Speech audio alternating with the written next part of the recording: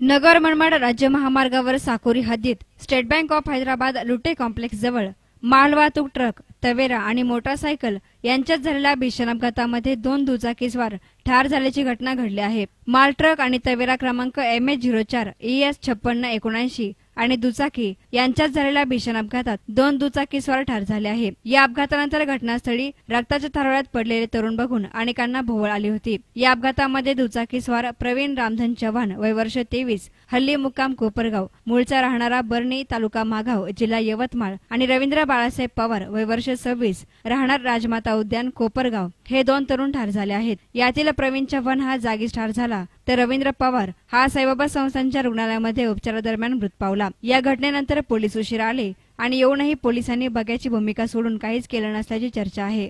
हा अपघात रस्त्याची अवस्था आणि दुभाजक नसल्याने झाला असल्याचं बोललं जात आहे। आज आपण काय पाहिलं तिथं? आज या ठिकाणी एक मोठा ऍक्सिडेंट या ठिकाणी झालेला आहे आणि केवळ हा ऍक्सिडेंट हा जो ठेकेदार यांनी जे निकृष्ट काम कोपरगाव कोलार रस्त्याचं केलेलं आहे त्याची तक्रार परवाच मी राज्याचे सार्वजनिक बांधकाम मंत्री या ठिकाणी शिर्डीला आले होते। त्यांना त्या ठिकाणी मी त्याचं सविस्तर निवेदन पण दिलेलं आहे। आज आपण या ठिकाणी पाहिलं जिथे ऍक्सिडेंट झालेला आहे अत्यंत खालीवर झालेला हा रस्ता आहे, कपारी त्या ठिकाणी पडलेले आहे आणि त्यामुळे निष्पाप लोकांचे बळी या ठेकेदाराच्या चुकीमुळे जात आहेत। डिवायडर त्या ठिकाणी केलेलं नाही, रस्त्यावर साईड पट्ट्या त्या ठिकाणी केलेल्या नाही। कोलार पासून कोपरगाव पर्यंत जर आपण पाहिलं तर घोड्यासारखी गाडी त्या ठिकाणी खालीवर उडत असते। हा जो रस्ता कुठलाही डांबरीकरण जो होत असतो तो गुळगुळीत झाला पाहिजे, त्याचा सरफेस अत्यंत चांगला त्या ठिकाणी झाला पाहिजे, परंतु या ठेकेदाराने जे निकृष्ट काम त्या ठिकाणी केलेलं आहे त्याच्यामुळे सर्वसामान्य लोकांचे बळी त्या ठिकाणी जात आहेत आणि म्हणून त्याच्यामुळेच मी 2 दिवसापूर्वी नामदार चंद्रकांत पाटील यांना याची जी गंभीर तक्रार त्या ठिकाणी केली आणि या ठेकेदारावर कारवाई करावी। त्यांनी रस्त्यावर नुसतं डांबराचा एक लेअर टाकला आणि त्या ठिकाणी टोल नाका त्या ठिकाणी उभा केला।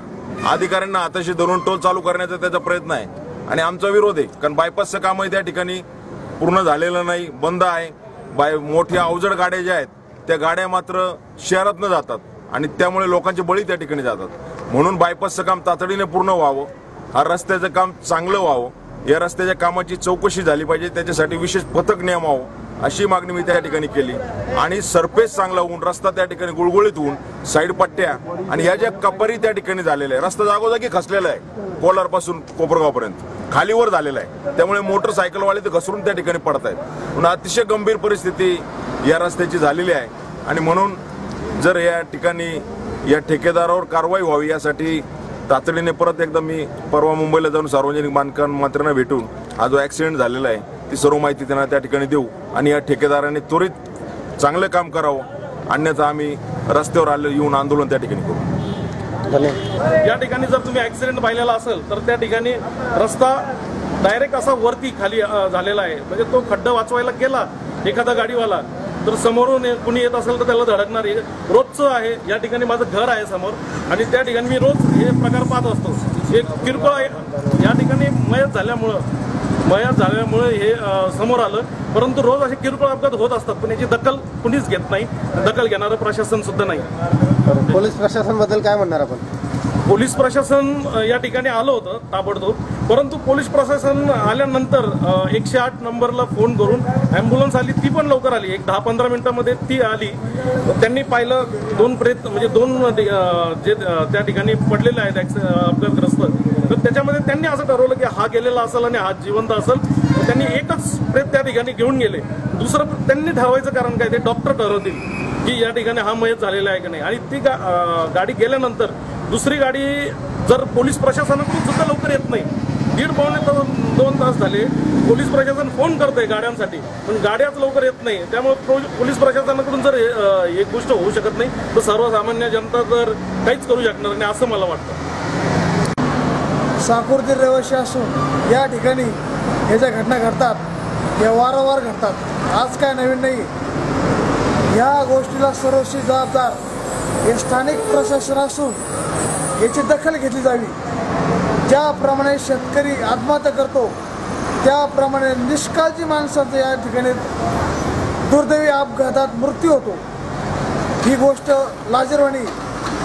या ठिकाणी उड्डाण पुलाचे आपल्या साकुरी येथील पुलाचे काम चालू असून ते काही कारणास्तव बंद पडले असल्यामुळे याची दखल सरकार दरबारी घेतली जावी, नाहीतर तीव्र स्वरूपाचे आंदोलन छेडण्यात येईल याची काळजी आणि याची सर्वस्वी जबाबदारी ही राहता तालुक्यातील सर्व नागरिकांची आहे।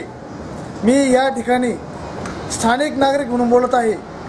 नागरिकांची या ठिकाणी सर्वात मोठी चुकी आहे का आपल्याला पाणी कमी, रोडचा अपघात ही जबाबदारी शेतकऱ्यांची नसून ही जबाबदारी स्थानिक लोकांची आहे। याकडे सर्वांनी डोळे उघडून लक्ष द्यावे।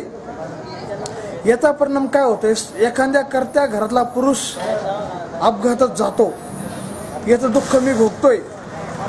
माझी भावना तुम्हाला मी नंतर व्यक्त करील, पण जी आता घटना घडली याला सर्वस्वी जबाबदार हे सरकार नसून स्थानिक नागरिक आहे। तुम्ही टॅक्स भरतात, गाडीचा इन्शुरन्स भरतात, सर्व गोष्टी जबाबदार तुम्हीच आहात। तुम्ही स्वतः सुधरा, मग स्वच्छ भारत मोहीम राबवा। लोकांना संदेश देणं सोपं आहे, स्वतः सुधारणं अवघड आहे। तुम्ही पहिलं सुधरा, मग देशाला सुधरा। ब्युरो रिपोर्ट S9 मीडिया, राहता।